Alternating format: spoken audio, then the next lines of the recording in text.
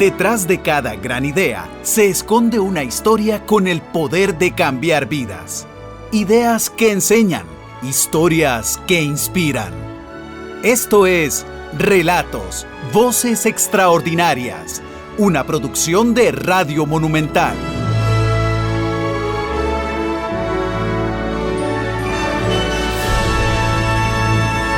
Saludos a todos los oyentes de Radio Monumental en el espacio Relatos. Mi nombre es Adrián Gómez, un artista plástico oriundo de la provincia de Cartago. Nací en el año de 1962 y desde muy pequeño, aunque fue un proceso largo, redescubrí que era un artista, que mi vida iba a estar ligada al mundo del arte, y en ese proceso de prueba y error me encontré con el maravilloso mundo del tema del Caribe y su gente. Así que, partiendo de esta explicación, mi mundo está entregado al arte y al mundo afrodescendiente.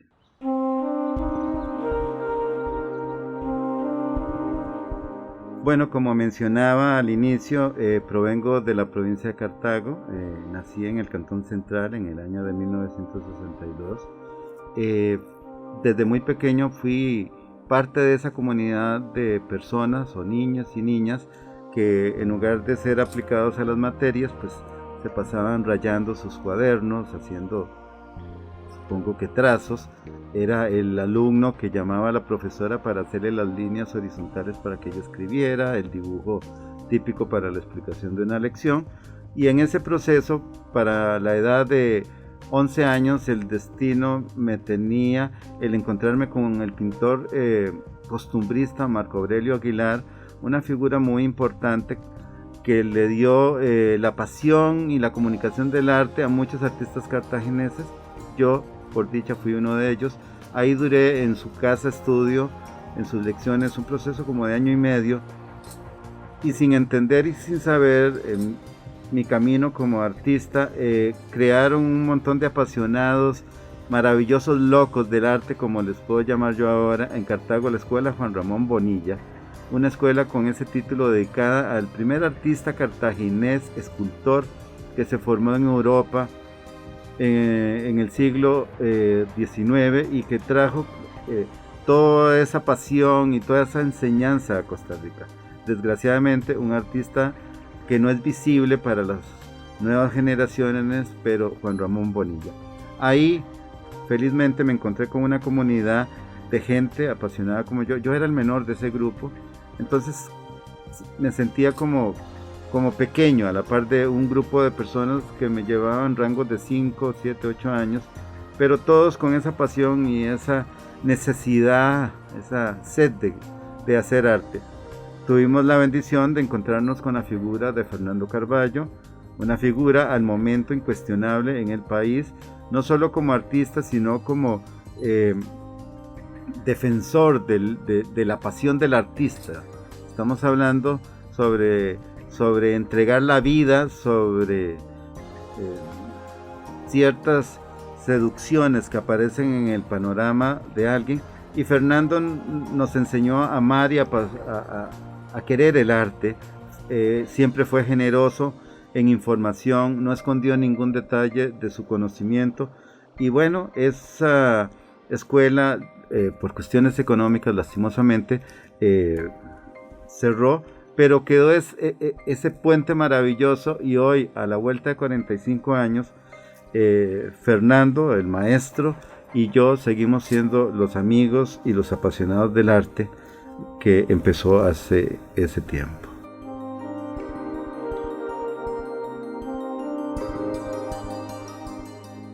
La aventura del arte es muy particular para diferentes personas. Hay un dicho popular que dice: cada uno mata las pulgas como puede. Y adaptándola al mundo del arte es interesante porque hay una equivocada idea de que es artista el que desde sus primeros años manifestó características de dibujar o de ser sensible, etc. Eso es mentiras. ¿Por qué? Porque un artista, todas las personas tienen una capacidad artística, lo que pasa es que son vocaciones, y algunos esas vocaciones las desarrollan en otras áreas: medicina, panadero, abogado, mentiroso, ladrón, no sé. Eso es una vocación y si la desarrollan bien, pues lo lograrán. En el caso particular del artista, yo creo que yo nací artista, pero porque me desarrollé desde niño. Pero hay personas maravillosas y en este país podemos contar con la obra maravillosa de José Sancho, que a sus 40 años dejó botada una carrera sorprendente, ambiciosa en el Banco Central de Costa Rica y decidió que su vida era hacer escultura. Y se metió en Escazú a comer y a chupar polvo y ha dejado a la vuelta de 30 años y ser uno de los artistas escultores más respetados de Costa Rica. En la vida de Walt Whitman, el poeta de la vida norteamericano, empezó a escribir su único libro, Hojas de Hierba, cuando tenía 40 años y solo escribió eso y se acabó. Y es un punto esencial en la poesía norteamericana y del mundo.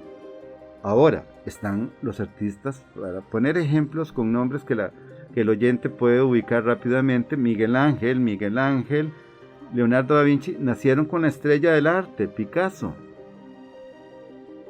Bueno, perdón, ellos no eran artistas, eran genios. Hay una distancia muy grande entre esos tres y todos los demás. Pero entonces lo que quiero decir es que a mí me costó mucho entender y descubrir que yo iba a ser artista. ¿Por qué? Porque siempre cometí el error de sentirme menos que la comunidad de gente que me rodeaba.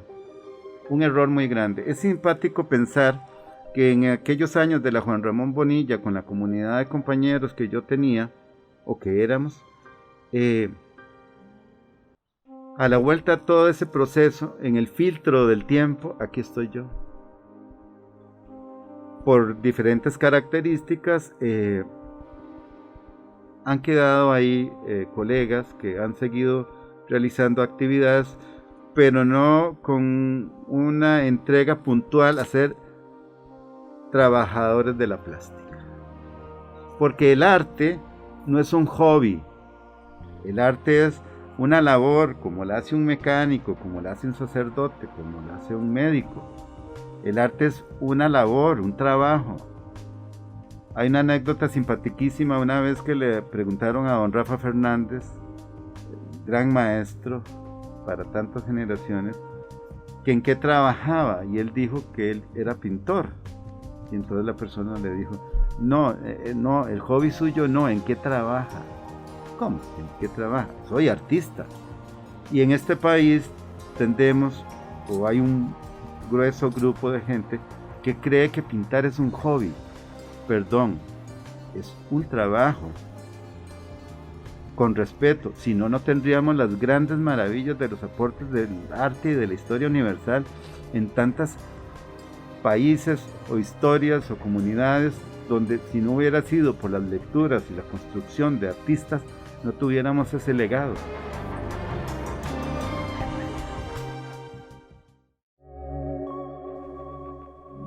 ¿Qué es un artista? Bueno, un artista es como que es un médico, que es un político, que es un trabajador de la artesanía, una persona que hace lo que tiene que hacer con pasión. Eso es lo que define a una labor, a una vocación. Ahora, lo que sucede con esta pregunta es que el arte es más visible. Entonces, tenemos que generar un proceso de imágenes y un reconocimiento de una sociedad para llegar a tener un lugar o una valoración o un respeto o un interés alrededor de uno. Pero lo que genera cualquier labor humana es la pasión con la que se hace. ¿Por qué hay buenos y malos cocineros? ¿Por qué hay buenos y malos mecánicos? ¿Por qué hay buenos y malos artistas? Ahora, ser artista no significa que todo lo que se haga guste. Lastimosamente, en la búsqueda de un artista, a veces se hace cosas que no son aceptadas por una comunidad o por un grupo o una sociedad. Y uno a veces debe ser terco, pero también revisar esas lecturas, porque al final uno es un comunicador. O sea, ese asunto de que yo hago lo que quiero y que soy egoísta y el que no le guste, bueno y no, sí pero no, porque uno es un lector de un entorno y de una sociedad y está tratando de crear un puente entre uno y el lector, porque uno construye una obra que se debe leer con formas, con sensaciones, etcétera, pero construir una lectura, aunque sean abstracciones, aunque sea matérico, aunque sea geométrico, pero crear un estado. No hay peor cosa para un artista proponer una obra a un espectador y que esa obra sea ignorada. O sea, entonces, ¿qué pasó con eso? Una obra o es rechazada o aceptada, pero nunca ignorada. Creo que es la pasión y la entrega, el compromiso con lo que se haga y con lo que se le lleve. Y lógico que en esa postura una línea de tiempo. ¿Por qué? ¿Qué va a pasar con Adrián Gómez dentro de un mes, dentro de 6 meses, dentro de un año, dentro de 10 años? Eso es a veces también en la vida de un artista una cosa muy interesante, porque cómo va a sostener su obra, su propuesta en la línea de tiempo. Y además, el arte tiene una particularidad sobre un montón de cosas. Cuando hablo de arte, hablo de todas las ramas artísticas, ¿verdad? Que eso se hace hasta que uno se muere.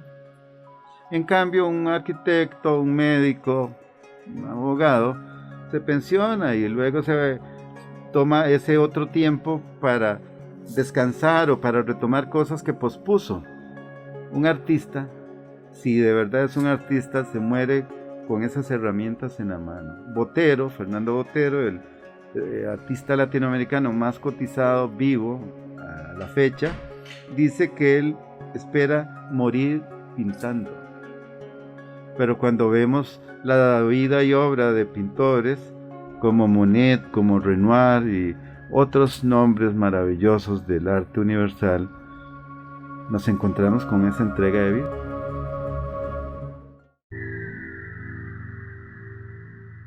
Vuelvo a la aventura del artista, ¿verdad? Y en ese proceso de prueba y error, de la búsqueda del camino, por supuesto que apareció en el horizonte esa idea de que qué bonito pinta o le gusta, pero hay que trabajar en otra cosa, ¿verdad? Y entonces mi madre, que es el gran apoyo en mi vida, y creo puntualmente que de ella es de la que adquiero la sensibilidad del arte, insistía en que yo tenía que ir a trabajar a un banco o alguna cosa de esas lógicas irracionales sociales. Yo seguía en mi aventura de adolescente con toda esta comunidad de artistas que nos reunimos alrededor de la vida de Fernando Carballo. Salíamos a hacer paisajes, nos encontrábamos para conversar y hice una yunta con un querido hermano amigo de la vida, Sergio, y con él y un grupo de artistas de Paraíso íbamos a hacer paisaje y otras actividades siempre relacionadas con eso. Pero seguía siendo este asunto de que no se vive del arte, esa terrible. Pero este asunto de que un artista no, perdón por la expresión, va a morirse de hambre, no es de ahora, ni de hace 10 años, ni de hace 50. Es de la vida entera de los artistas, de creer que un artista no vive de su capacidad o vocación artística.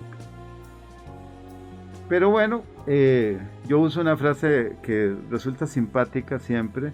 Cuando alguien me dice, ¿seguís pintando? Mi respuesta es, sí, sigo de terco, claro.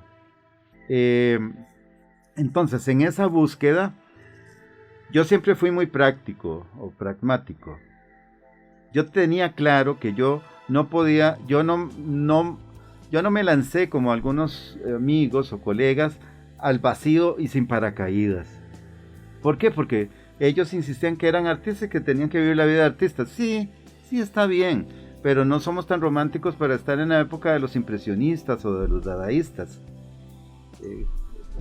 Siguen habiendo los mismos sentimientos, pero las características de sobrevivencia social son otras.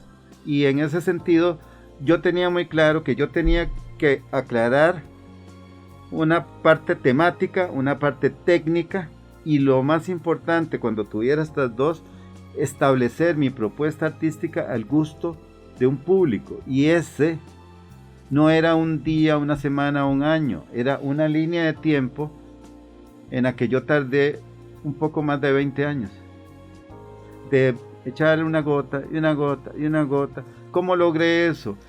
Participando en las ferias de Embrujarte, participando en la feria de Ulises, exhibiendo en todos los lugares donde me daban la oportunidad, etcétera, una serie de ejemplos, ¿verdad? Pero yo no me podía lanzar al vacío. Entonces, en ese proceso, en mi adolescencia, ingresé al Instituto Tecnológico de Costa Rica y sucedió un evento en el ambiente familiar que me obligó a dejar la universidad. Estaba estudiando ingeniería en construcción porque siempre he creído que los edificios son esculturas habitables, no son edificios, son formas donde la gente habita o trabaja, y que por dicha eso se cumple en mucha manera ahora en la arquitectura contemporánea. Entonces yo tuve que salir de ahí y meterme a una aventura de pasantía como de 28 años en el mundo de la publicidad, con lo cual quiero decir que no fui el típico apasionado de arte que tuvo la posibilidad o el esfuerzo de ir a la academia, Bellas Artes, la UNA, la Universidad Creativa, etc. Entonces, ahora lo razono después de muchos años y entiendo que mi universidad fueron todos esos años en el ambiente publicitario. Ahí, de manera empírica, aprendí situaciones de composición, fotografía, manejo de materiales, mercadeo, amplié mis habilidades de diseñador gráfico y fue mi universidad, quizás hasta más interesante. Paralelo a eso, no dejé de leer, de aprender, de exponer, de tratar de visitar centros museísticos con la única función de aprender, de confrontar a los grandes maestros. Y cuando ya llegó un punto donde yo me sentía listo, tenía las herramientas, tenía un concepto temático establecido, una técnica que me permitía dialogar con el color, tenía una comunidad afrodescendiente que me sigue maravillando hoy. Ok, llegamos. Toqué la puerta a la familia y les dije, voy a renunciar y dedicarme al arte. Por supuesto, no nos vamos a morir de hambre, no puedes hacer eso. ¿Cómo te atreves? Y yo ya tenía todo, yo lo sabía. Y en la expresión costarricense típica, comí gallina y acepté, agaché la cabeza y seguí. Eso fue hace como 18 años. Y volví a hacer hace unos 15 años la prueba. Otra vez no creían en mí. Yo estaba trabajando de diseñador gráfico en esos años en Laboratorios Stein en Cartago, y en la feria de Embrujarte de ese año me habían adquirido una cantidad de obra pero sorprendente. Y entonces yo, en mis autoflagelaciones mentales, dije, No, voy a comprarme un carrito para poder viajar a Cartago. Dice que trabajaba medio tiempo, que eso es mentira. Pero era parte de hacer. Y entonces de pronto entendí y vi el número y dije, ¿y yo para qué necesito un carro si lo que necesito es pintar? Entonces llegué, me senté con la comunidad familiar, hijas y esposa, en ese entonces, y les dije, aquí está esta cantidad de dinero, eso alcanza hasta junio, nos hablamos a partir de esa fecha. Han pasado 15 años desde ese momento. Pero que también era necesario un pintor, no, un artista, y me pongo yo como pintor, ¿verdad? Ya no estoy hablando, yo Adrián Gómez, a modo de ejemplo. Un artista, espero que los oyentes entiendan la forma en que lo voy a decir, y lo hablo para mí. Un artista tiene dos opciones, o se pasa haciendo cuadritos o construye una obra. Yo escogí la segunda. Entonces, para construir una obra, uno no se puede pasar haciendo cuadritos y exponiendo de vez en cuando.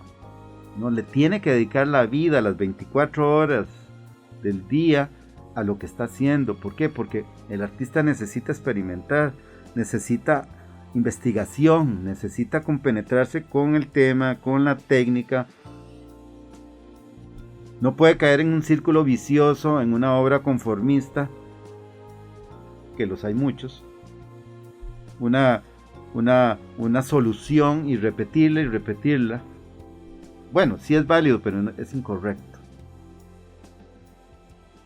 Y entonces yo tenía total claridad de que yo tenía que dedicarle horas y horas y horas a mi propuesta para crear un lenguaje que me separara, que me identificara, y que la gente se sintiera, o el público, la comunidad que gusta de mi obra, se sintiera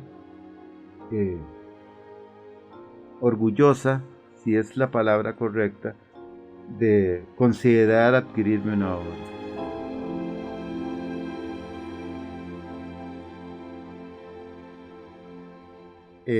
Para poder desarrollar cómo se desarrolla un artista en técnica y temática es una pregunta muy pequeña con una gran respuesta. Quiero aclarar que hay dos tipos de artista, mujeres o hombres, que tienen dos opciones. Una es la persona que se dedica a generar un solo concepto. No sé, ejemplo, bodegones, entonces solo hace bodegones y paisajes, bodegones y paisajes. O geometría, maravillosos, ¿verdad? También, ¿por qué no? O hay artistas que tienen la capacidad o el gusto o el interés de hacer diversas obras, hacen paisaje y abstracción y hacen, o sea, no se casan con un concepto temático, sino que les gusta navegar por diferentes estilos. Pongo de ejemplo a nuestra afamada y amada querida Lola Fernández. Doña Lola, en su quehacer como artista y en su larga trayectoria como artista, nos ha legado un montón de obras de diverso tipo. Hay collage, hay la figuración, está la parte matérica de ella, también hizo bovinos, telares, o sea, su obra es tan amplia, tan rica, tan variada, que en una exhibición puedes encontrar una serie de propuestas de ella y a veces hasta sorprenderte de cómo cambió. Adrián Arguedas, nuestro afamado y talentoso, admirado artista herediano, pero nos encontramos, por ejemplo, con la obra de don César Valverde, que se quedó en esa figuración construida con esas divisiones lineales, o don Francisco Amiguetti con su figuración en toda esa maravillosa obra que nos dejó en xilografía. Entonces, el artista a veces tiene esas dos aristas. En el caso personal, yo decidí dedicarme a la figuración y al afrocaribe. Ahora, ¿cómo llegué a él? Que es algo que hasta a mí me cuesta explicarlo. Cada vez que hablo de ello, me vuelvo a autoexplicar ese asunto. Hablándolo muy rápido, por los minutos, mi papá trabajaba en mecánica pesada y se enroló en muchas compañías en el país y fuera de Costa Rica. Bueno, algún grupo de esas compañías en las que laboró estuvieron en la zona del Caribe. Entonces mi mamá, como no, iba a visitarlo y junto a ella llevaba a su marimbita de hijos donde yo me sumaba. Entonces desde muy niño, desde muy corta edad, sin querer y sin entender que yo iba a ser artista, hubo un contacto visual con comunidades de Siquirres, de Guásimo, de Las Juntas, de Limón. Y aunque no fueron muchas visitas, yo creo que eso me impresionaba. Con los años y ya de adolescente entendí y siempre me maravilló la alegría de su gente, el color, la maravilla de cromática que se une en las comunidades negras o afrodescendientes o étnicas, como gusten mencionarlas, porque hay que recordar que antes que todo el arte es color y visual. Entonces a mí me seducía esa forma de vestir y de la alegría de un afrodescendiente. Si la transmitís en color, es amarilla, es naranja. Y si ves su paisaje y su entorno, es turquesa en su maravilloso mar y verde en su riqueza de flora y fauna. Los animales, los atardeceres, en esas zonas, yo no sé qué tiene esa parte del mundo, pero cuando estoy hablando del Caribe, no estoy hablando de la zona del Caribe Sur, estoy hablando desde Bocas del Toro hasta México, en la Ribera Maya. El color turquesa de esa zona enchila los ojos. Es como mágico. Entonces, yo, sin querer, empecé a desarrollar personajes sin entenderlo y sin racionarlo, con pómulos grandes, ojos achinados, cafés, y todos los elementos que usaba eran fucsias y naranjas y verde perico, y estoy hablando de mis 18 años. Un gran amigo y maestro y pintor cartaginés, Coqui Valverde, en una exposición individual que hice en la Casa Piri en Cartago a mis 18 años, se acercó y me dijo: Adrián, tus colores son muy caribeños.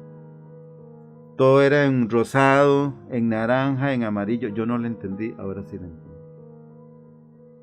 Pero ¿qué pasaba en la cabeza de este pintor cartaginés y en su intención? Empecé a hacer estos personajes, niños, niñas,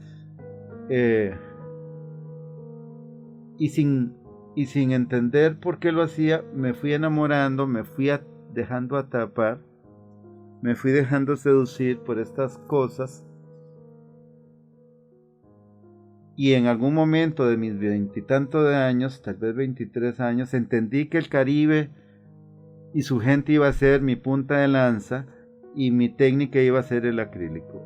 Digo mi técnica en ese momento porque era la que Fernando nos había inculcado, una técnica nacida en la sombra de la publicidad. El acrílico era la técnica con la que hacían ilustraciones. Bueno, venía todo el movimiento mexicano y el acrílico era y sigue siendo una técnica muy, muy joven a la par del óleo, que tiene 500 años. Y empecé a desarrollar estos personajes, pero yo tenía claro lo que dije hace algún rato, de generar y construir una obra. No, era muy pragmático. Yo tenía que darle nombre y apellido a esos personajes.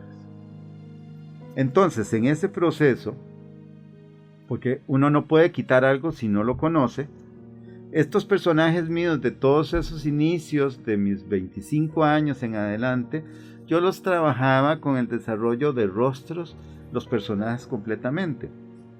Pero en mi necesidad de artista y de simplificar, porque yo he tratado de que mi obra se aplique el concepto de menos es más, el mismo público me explicó y me daba a entender que lo que yo estaba haciendo estaba correcto, pero estaba incorrecto. Lo que decía de que uno tiene que entender al espectador, no para que le cambie a uno la obra, sino para construir estos puentes de comunicación, los que sean. Y empecé a simplificar a ese personaje dejando el rostro ausente presente. ¿Y por qué lo dejaba ausente presente? Que es ahora todas estas obras que hago figurativas de siluetas. Entonces la gente me pregunta, ¿y por qué no les hace rostros? Y yo le digo, ¿cómo? Si ahí está. ¿Cómo? Sí, véanlo. Ahí está el personaje, el niño o niña o mujer que usted tiene afectivo en su memoria, se lo asigna a esa silueta. Nunca ha dejado de estar. Solo que el espectador le asigna a esa silueta el personaje afectivo que tiene en su corazón o en su memoria. Nunca dejaron de estar. Y construyó una cosa también importante para mí, que cuando estos personajes yo les asignaba un rostro, que sigue estando ahí, como aclaro, me estaba refiriendo a un niño, el nombre que lleve o el apodo que lleve, María, Luis, Carmen, Maribel, Vanessa, el que sea. Y cuando hice la silueta para asignarle ese personaje afectivo, cada espectador encuentra su personaje, pasé de hablar de un niño en singular a una niñez en plural. Y eso generó una empatía más cercana al espectador, porque ya no tenían que aceptar a un rostro, a un niño en particular, sino que podían identificarse con una niñez afrodescendiente. Pero al final no estoy hablando de una niñez afrodescendiente, al final estoy utilizando esa silueta para hablar del afecto de la niñez. Sí, puede ser que sean en algún caso, en su mayoría, niños con una lectura afrodescendiente, pero si hilamos más delgado, estoy hablando de la niñez, no del afrodescendiente. Luego, por otro lado, porque como dije tiene varias aristas la respuesta, también yo empecé a aplicar eso, la síntesis, menos es más. Entonces, sin entrar en discusión con la comunidad de artistas que se dedican al tema afrodescendiente, porque cada uno, como dije, mata las pulgas como puede, yo nunca me identifiqué o me he identificado muy poco con esa propuesta de que el Caribe tiene que mostrarse lleno de casas cayéndose, lleno de plantas, lleno de gente en playas, lleno de palmeras. O sea, el Caribe no son solo casas cayéndose, gente pobre, gente trabajando en la playa. ¿Qué es ese estereotipo o como estigma? ¿Por qué siempre hay que mostrar las zonas de cultivo? ¿Por qué siempre hay que mostrar a Chiquito babeando, la señora con la palangana llena de ropa? Eso es parte del Caribe, pero no es todo el Caribe. El Caribe también está lleno de luz, de gente que tiene derecho a ser feliz, gente que tiene la necesidad de ver el horizonte como una gran esperanza, como una gran alegría.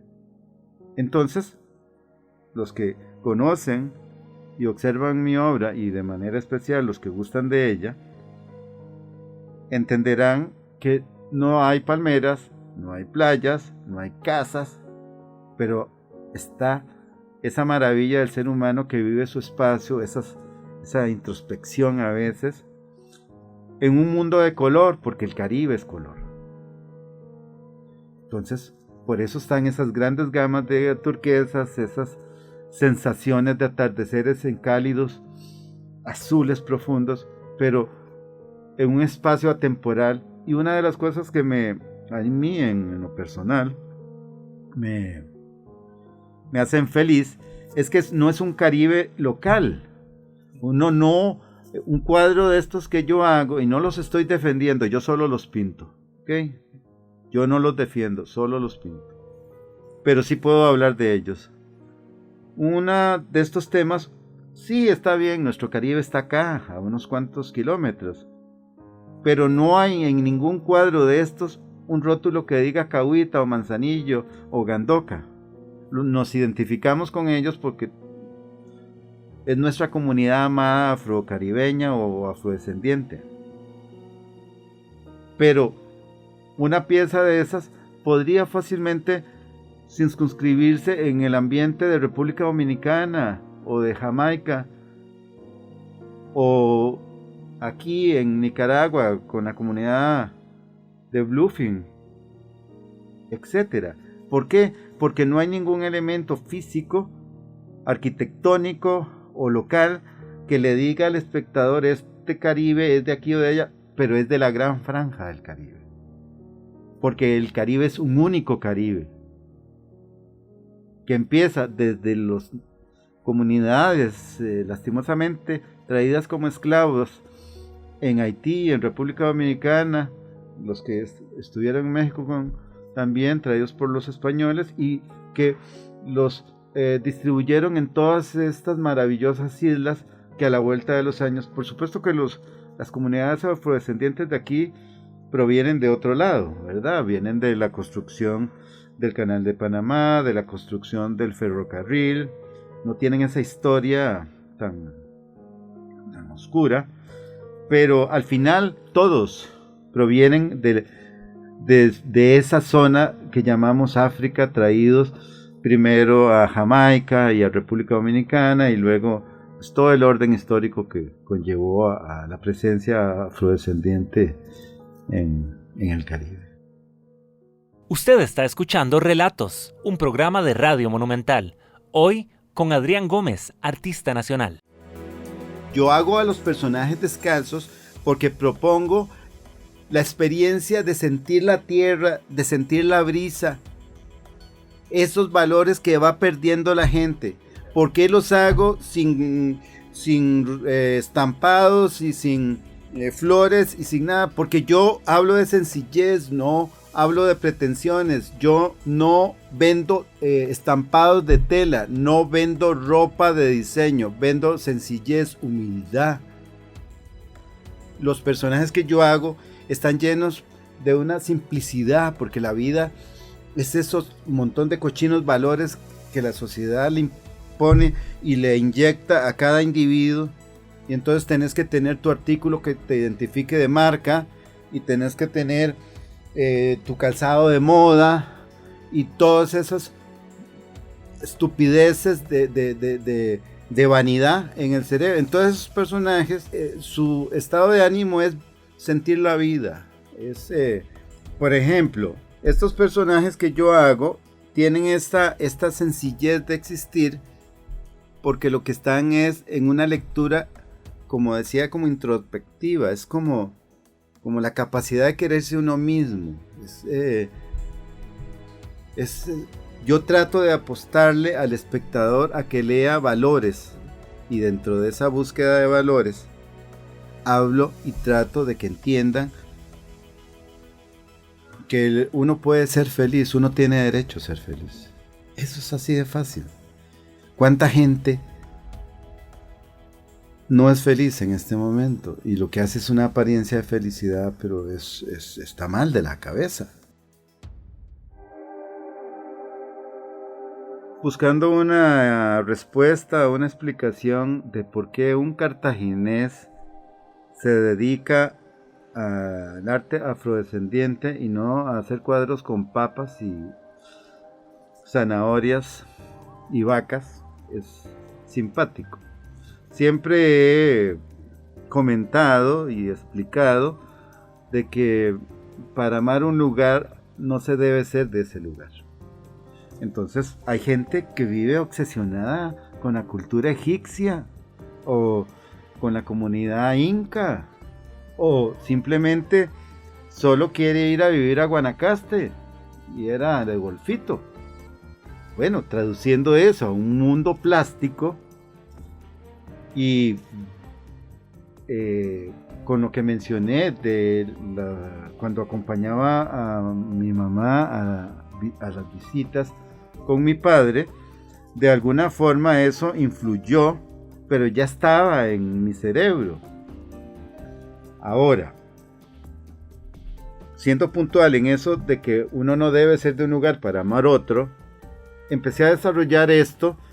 Yo nunca pretendí ser artista, nunca creí que tenía que vivir del arte. ¿Por qué?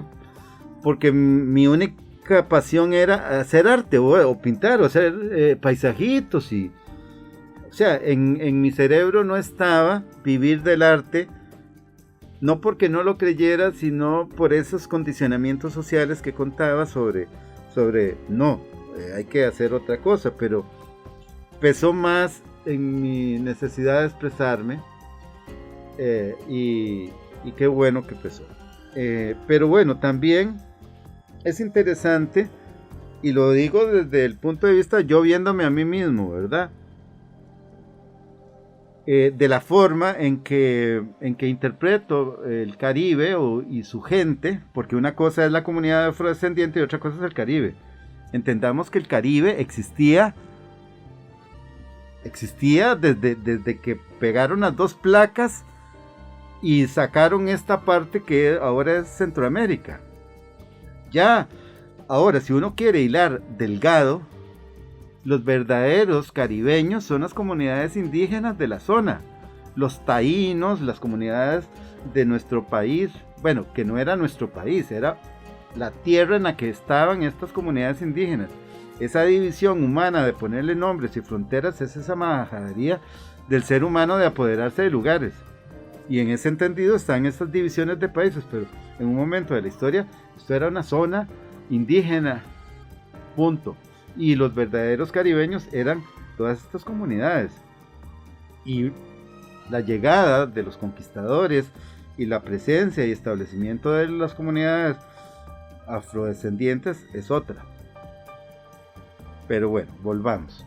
Entonces, a mí me hace muy feliz, primero, haberme apasionado con un tema que lo siento de corazón. Hay algo que pasó en mi cerebro y toda esta calidez humana del afrodescendiente me ha seducido hasta el momento. Trato de hacerla con pasión, con amor, con afecto, con empatía, pero desde ese punto de vista de síntesis o de construir un lenguaje que es color y personaje. ¿Y por qué digo que me hace feliz? Porque como yo soy de afuera, no soy de adentro, yo veo a un Caribe multicolor de otra forma. Esta necesidad o inquietud de los lugareños, comillas, del Caribe, ya sean afrodescendientes o blancos, tienen esa necesidad de recargar la obra con estos elementos que comentaba, de arquitectura y de vegetación y de aspectos sociales que desde mi punto son negativos. Y entonces yo entendía que yo no podía o no me sentía feliz o cómodo con una interpretación. Yo siempre quité y quité. Ahora, mi obra actual no fue la de hace 35 años. Fue un proceso de depuración, de quitar. Por ejemplo, la historia de los temas de columpios de la serie Espacios de Juego evolucionó a un punto donde conceptualmente es lo que es, pero en un inicio era el columpio apoyado en un soporte de un árbol con un horizonte de mar, pero yo entendía que, por ejemplo, el columpio en un proceso de meses o años estaba apoyado en algún lugar. Entonces eliminé visualmente del cuadro el árbol. y dejé el horizonte, pero en algún momento entendí que el personaje, por una cuestión racional, estaba ahí en esa zona, entonces eliminé el horizonte del mar. Entonces, implícitamente ya yo sabía que había un árbol en algún lado no visual en el cuadro y en algún lugar no visual el mar. Entonces lo simplifiqué, pero seguía equivocadamente apoyando el columpio en un punto superior del cuadro, hasta que llegó una maravilla de lectura de un gran admirador y amigo mío, en ese entonces mi jefe directo en JBQ, Alberto Quiroz, mejor publicista que quizás tenga este país, apasionado, la pasión, y me dice: Adrián, ¿vos sabes por qué me gustan tus cuadros? No, Alberto, ¿por qué? Porque están colgados de las nubes. Eso fue como encontrarme el tesoro del pirata lleno de oro, y pasó a ser ese columpio apoyado en un punto a ser un objeto que giraba en todas las direcciones. Entonces, esa búsqueda de lecturas, que aunque me dispersé con el columpio, es esa idea de haberme encontrado con un tema donde yo me siento muy feliz de cómo los ve. Es más, en el fondo, yo no hago Caribe. En el fondo son percepciones o lecturas de lo que yo creo que es el Caribe, y lo que lo hace Caribe es el uso de esas figuraciones que asociamos con el Caribe. Pero la comunidad afrodescendiente, como decíamos, puede provenir de cualquier lado. Es equivocado, muy equivocado, asumir que toda la comunidad afrodescendiente debe provenir de la zona del Caribe. ¿Y qué pasa con toda esta maravillosa comunidad de afrodescendientes nacidos en la meseta central? Que no, sí, tal vez sus abuelos o pero ellos nacieron en la zona central del país. Y es equivocado considerar que para ser caribeño, como esa equivocada idea de que si una persona no es de tez oscura, no es del Caribe. No, la maravilla del Caribe es la multiculturalidad. Entendamos que primero estuvieron las comunidades indígenas, luego llegaron los españoles con sus esclavos, lastimosamente negros, porque ya habían esclavos para la llegada de los españoles, que se establecieron entre algunos lugares en Cartago, y ahí hubo la segunda mezcla de españoles con indígenas, indígenas con gente afrodescendiente. A eso el país ingresa esa amada comunidad asiática que entró por el lado del Caribe. Entonces ya tenemos 4, tenemos los indígenas, tenemos los españoles, los negros y la comunidad asiática. Y si a eso le sumamos a todos los maravillosos enamorados del Caribe de comunidades europeas, creamos ese crisol y de pronto te encuentras a gente con ojos amarillos y pelo de colochos y tez morena, o de pronto un niño con todas las características afrodescendientes blanco. Ese maravilloso crisol de mezclas.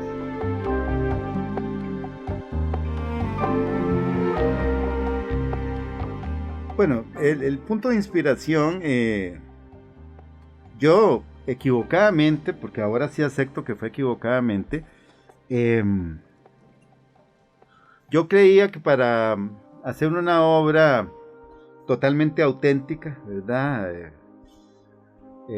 Tenía que salir de mi cabeza, y entonces una vasta cantidad de obra que he hecho, que ya se me pierde la cantidad, y no estoy ostentando, solamente antes, como uno no creía que era pintor, le llevaba la listica de las cosas, pero después ya pasó al revés.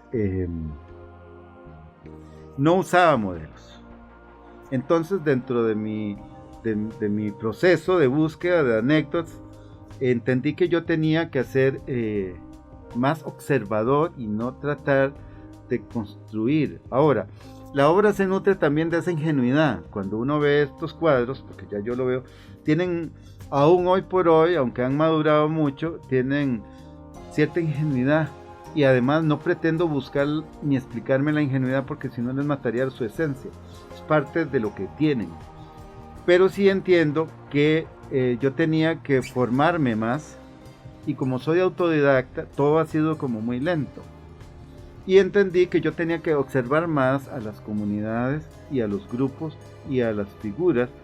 Y entonces en las pocas visitas, porque son bueno, para sorpresa del oyente, puedo comentar que yo conocí el Caribe Sur hasta que tenía 32 años. O sea, ¿cómo es posible? Pero ¿qué es lo que pasa? Que como yo no utilizo el entorno de la zona, ni, lo vuelvo a repetir, ni arquitectura, ni vegetación, entonces no requiero estar o verlo, porque yo no inserto esos elementos en los cuadros, o en las esculturas, o en la gráfica. Todo es muy atemporal, muy conceptual, pero sí necesitaba empezar a corregir la figuración, y en ese proceso tendré unos 10 años ya de estar haciendo sketch, bocetos. Por ejemplo, cuando voy a la zona del Caribe, me siento a observar mucho tiempo, si puedo hago apuntes. Muy pocas personas, pero las han habido, han tenido la amabilidad de su paciencia para posar. O sea, me sigo construyendo y moriré reconstruyéndome. Los artistas nunca se terminan de aprender. El arrogante que diga que lo sabe todo, yo le pediría que se dedique a hacer pan o a otras áreas, pero no artista. El artista nunca puede. Vuelvo a mencionar la figura de Fernando Botero, una persona que podría jactarse de tantas cosas, y él en infinidad de entrevistas, porque él tiene infinidad de entrevistas, siempre en cada oportunidad dice: sigo aprendiendo, y el día que no esté aprendiendo, ya no tendré que hacer nada. Una persona de esa trayectoria, no sé, 70 años serán o más, que diga eso, por favor. Bueno, mi aventura sobre tratar de llevar la obra fuera del país siempre ha sido de forma individual. Es una aventura individual. Me da mucha alegría, discúlpenme la expresión, ser un embajador del país, de nuestra amada Costa Rica, y de manera especial un abanderado de la comunidad afrodescendiente, y de mi afecto y empatía por ella. Entonces eso me ha llevado a lugares muy diversos, en la mayoría de los casos a través de embajadas de Costa Rica, a modo de ejemplo en la embajada en Washington DC, México, el Distrito Federal, también en Managua, en Nicaragua, pero también tuve una gran presencia, espero seguirla teniendo, con una querida familia de San Francisco, California, que en su pasión y su afecto a mi trabajo me abrieron la posibilidad y la oportunidad de mostrar mi obra y en diversos lugares. Eso ya hace de unos 3 o 4 años, entonces ya se ha exhibido en diferentes lugares. La última de ellas en un museo que queda en el centro de San Francisco, el Museo de las Américas, que me dio mucho halago, pero también participé en estudios abiertos allá en San Francisco. También en algún momento, a través de la Embajada de Costa Rica en México, fui invitado al Festival Internacional de Afrodescendencia en Veracruz. Y siempre me lleva el orgullo de mostrar no solo mi obra, sino a nuestros amados costarricenses afrodescendientes, ¿verdad? La lectura es muy interesante siempre, porque vuelvo a decir, el espectador se encuentra con una propuesta donde no incluyen todos estos elementos del entorno de los lugares, y eso les causa una cercanía, ¿verdad? Ahora, hay una anécdota dentro de varias, simpatiquísima, en ese festival en Veracruz, en el área donde yo estaba exhibiendo individualmente, llegó la representación, ¿qué era? De Bermudas, alguna de las islas, pero estos que hablan inglés, ¿verdad? Y entonces de pronto el traductor, era un grupo de mujeres maravillosas, de esas así como alucinantes, eran de un grupo de danza, y una de ellas le dice al traductor: ¿y por qué usted pinta a los negros así, tan bellos? El cuadro tenía amarillos y turquesas, y me vuelvo enfrente de ella y le hago una expresión: vuelva a ver usted, andaba vestida con un vestido turquesa, con aquella macana de dientes maravillosa que hasta que brillaban, y esa alegría, y me pregunta que de dónde me inspiro. Por favor, estaba enfrente mío el motivo por el cual estaba yo haciendo esos cuadros. También hay una expresión muy simpática con las comunidades afrodescendientes aquí, que tienen en alta estima mi obra, o por lo menos los que yo conozco. En algún momento estaba participando yo en una feria de arte y entró 3 mujeres. Siempre es muy cercana la figura femenina y no sabían quién era el artista, solamente entraron, los vieron, y de pronto me acerqué y les dije: ¿qué tal les parece? Y se vuelve una y me dice: no está mal, ese no está mal, es haberse pegado la lotería para mí. O sea, ese punto de aceptación y de gusto y de agrado. ¿Para qué yo iba a necesitar que me adquirieran los cuadros, si lo que necesito es un público afectivo a mi obra?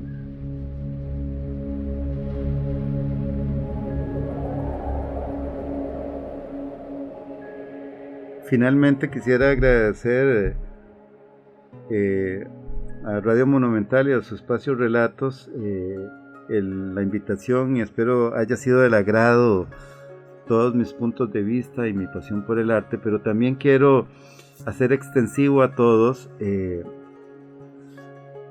que el arte no es un adorno, no es un hobby, y que es un sentir que construye y alimenta las alegrías en cada momento. Invito a todos, no solo a los que les interesa entrar en la práctica y placer del color y de la forma, sino a todos aquellos que aman el arte, acercarse a las instituciones museísticas en un momento tan especial como lo hemos vivido en este año y resto, no solo en el mundo sino en Costa Rica, y que el arte construye, alimenta, permite viajar, sentir, y que es una necesidad humana. Si no miento con decir que desde las épocas de las cavernas hay presencia humana, hay sensibilidad humana por el arte, y que hoy en este 2021 no es la excepción para seguir amando el arte. Con gran agrado y alegría les invito a los que les es posible, a partir de la semana entrante voy a tener una exhibición permanente de la obra más reciente que he realizado durante los últimos 4 meses en el restaurante La 22, ubicado frente a la Clínica Bíblica aquí en San José. Pero para los que por diversas razones no les permite la visita al lugar, mi obra está presente en las plataformas de Facebook y de Instagram, y por supuesto mi taller está a la disposición de visitas partiendo de una cita previa. Así que agradecido yo, invitados a seguir viviendo el afecto, la empatía y la pasión por el arte y las comunidades afrodescendientes. Adrián Gómez, artista, y Adrián Gómez, arte, en ambas plataformas. Se me enreda cuál de los dos es cuál, pero Adrián Gómez Artista y Adrián Gómez Arte en Facebook e Instagram. Y mi número telefónico 83499777. Muchas gracias por todo.